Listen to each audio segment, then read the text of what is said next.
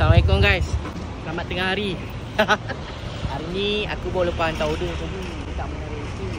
Lepas tu kebetulan aku nampak lah lori follow me ni. Macam smart pula kan. Jadi aku salah bang? Ini Caca ke? Ya saya bang. Kenal bang Kenal. Abang memang famous bang. Sihat bang tak adalah famous sangat bang. Biasa je. Saya perasan abang ikut je dari tadi truck saya. Kenapa bang? Sebab saya tengok tadi truck abang smart. Lepas tu saya nampak follow me. Jadi saya follow je lah bang. Salah. Follow me tu bukan follow saya. Mana saya tak tahu bang.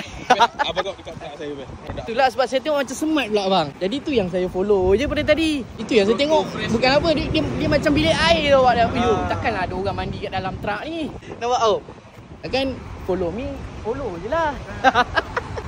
Okay bang. Sorry abang kalau buat abang tertanya-tanya. Tak apalah bang, tak apa. Ramai juga yang tadi follow saya tadi. Yelah, lain kali jangan tulis follow me bang. Follow back. Ke belakang lah dia. Okay bang, sorry bang Okay bang, tak apa. Aduh, dia tulis follow me, aku follow je lah.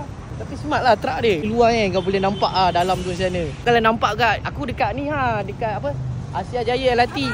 Kau famous juga aku. Kalau kau nampak kau orang cuba bagi tahu tag kan.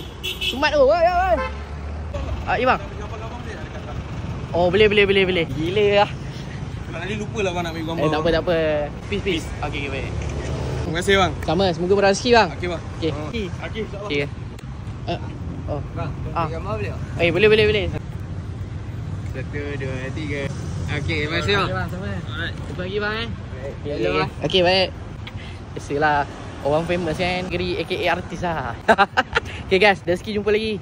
Okay, apa-apa kalau jumpa follow me, bagi tahu aku. Okay.